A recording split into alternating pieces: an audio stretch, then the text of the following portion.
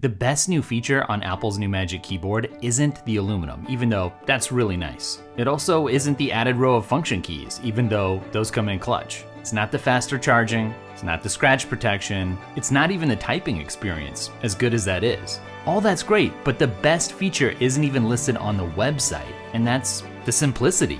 It's simple, just simple enough. It's not too simple, like the previous version. You wanna ditch it and go tablet mode? It's not gonna fight you. Get the band back together? It's a snap. In terms of functionality, it's the minimum viable keyboard experience, but it's dialed up to the maximum level of enjoyment. Everything you want is here while everything superfluous disappears. I guess that is kind of magical, isn't it?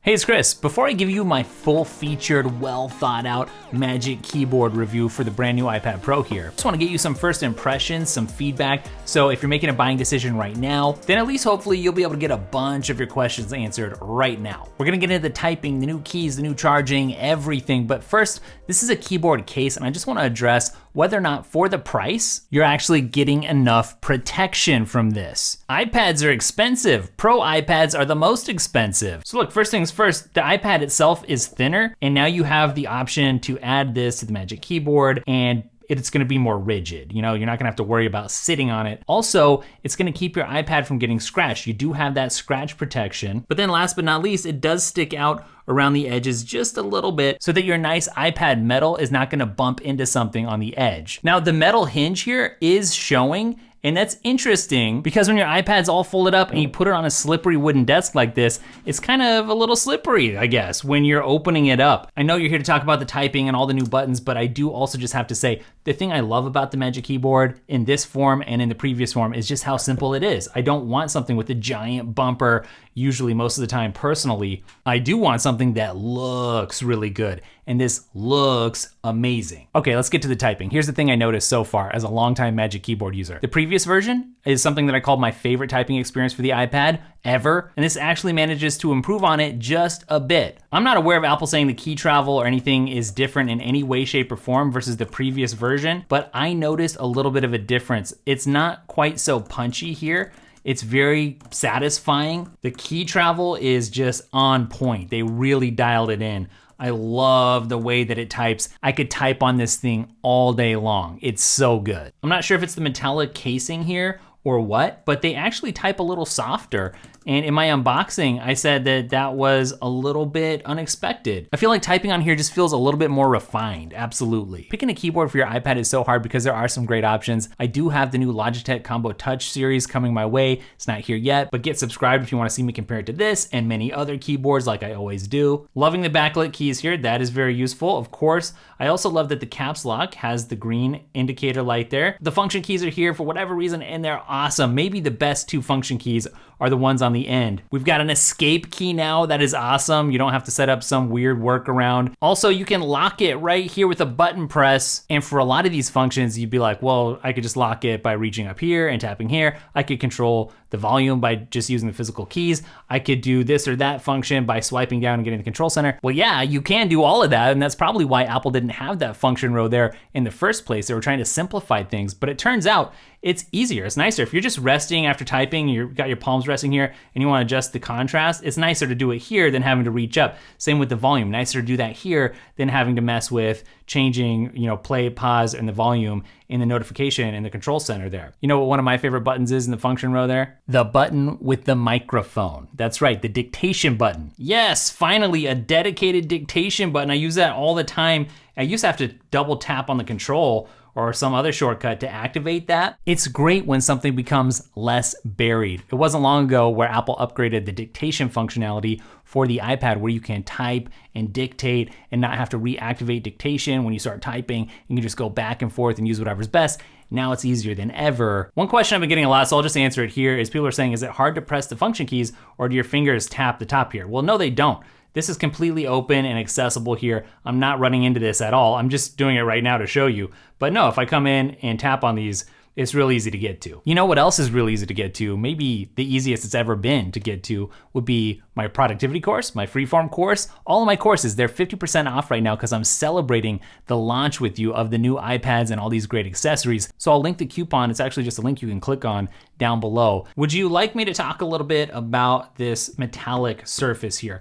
One other question I'm getting a lot of is, number one, what's it like? You know, how does it feel? Does it get scratched up or banged up easily? You know, I've been using it for several days here. It's very Mac-like. So if you're used to wearing a watch and having to be careful that you don't scratch things up because you wear a watch with the metal on your MacBook, you know, well, yeah, the same thing applies here, but even there, my wrist is sitting off enough that I don't even have to mess with that. But the real question I've been getting about this aluminum here is what keeps it from scratching up the screen? Well, the answer is it's mostly just flat. So the trackpad, that's recessed in a little bit. The keys are also recessed in a little bit. So you kind of end up with just a flat surface here. There really isn't anything sticking out that can scratch the screen. So you don't have to worry about that. In terms of the looks though, it looks incredible. In person, it's great. It just has a more premium feel. You know, like there's nothing wrong with the old Magic Keyboard and that material. In fact, I'm glad that that material stuck around for the outer shell, the outer casing. I originally thought everything was gonna be metallic, but I'm glad it's not, because when I throw this in the backpack or when I'm traveling, like I just went to New York and I was packing and I had a lot of stuff stuffed into my backpack. Well, there's more peace of mind that your gear's gonna be all right in a crowded piece of luggage or a gear bag when it's not all metal. It just feels a little bit different too. It's kind of cool to the touch. You can see you're gonna get some oils from your hands on there. That just happens. Same thing with the keys here. But we will get into the new trackpad. It's bigger, it's got haptics, and the haptics mean you're gonna get some feedback when you click, and also the haptics there are powered by the iPad. So if I remove this, no clicks. It's just like the Mac kind of. When it's off, you're not gonna get any clicks. But as soon as I connect it, yep, it's working, I'm getting that feedback. And unlike some of the cheap third-party models, I can click in all the corners just fine, no issues there. And of course, I can use gestures and it's so responsive. From my perspective, there isn't a more responsive trackpad from any of the third parties. There's some good ones and there's some that I've seen make improvements, like Logitech definitely made some improvements from the first Combo Touch. But number one, this is metallic also, and you can't underestimate the feel, the difference that nice materials make in the Pro premium experience here. It's just nice, but it's also bigger. I really showed the difference in the unboxing video between this and now the previous model, which is what the iPad Air uses now. And it's just nicer to have the bigger one because if you're dragging stuff, especially when this is hooked up to an external display, you don't have to like drag it, run into the edge and get a placeholder finger going and then keep dragging. You just have that extra room and real estate to work with. And it is nice. Yes, but how heavy is it? Is it lighter than the previous Magic Keyboard? Well, you already know that the iPad itself is lighter, right? But the Magic Keyboard functionally for me does not feel super light in comparison to the old Magic Keyboard and iPad Pro combo. Truly, I would say it more or less feels the same, whatever the actual specs and weights may or may not be. But at the same time, you don't want it to be too light. And I'll tell you why, because when this is set up, you don't want to tap on this and have the whole thing fall over, right? So it has to actually have a certain amount of weight and heft, and it has just the right amount, I think, to be sturdy, to not get tipped over when you tap even on the top, even pretty hard. So this go round, I'm really not gonna be complaining about the weight because I'm just so happy with how this thing feels and works. But feast your eyes on this new port back here. You can tell the shape's a little different, can't you? It was like perfectly spherical and circular last time. This little port is for pass-through charging only. So this is not for plugging in USB-C or Thunderbolt accessories. At least you got slightly faster charging in the back here.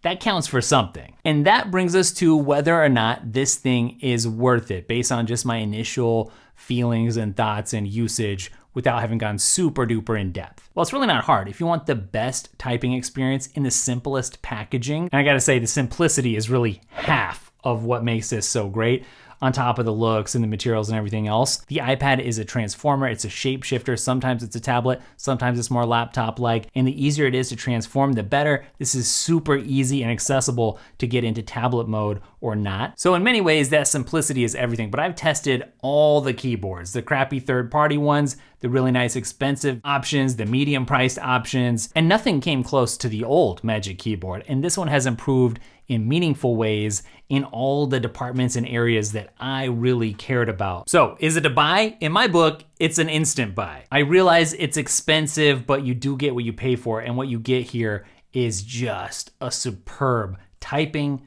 aesthetic, and maybe above all, simple and easy to use experience. That's it for today's video. Let me know what questions you have for the full in-depth review as I spend more time with this. Don't forget to check out the courses, 50% off, celebrating the new iPad's not gonna last forever. That's linked up down below, and I'll catch you in the next video. Later.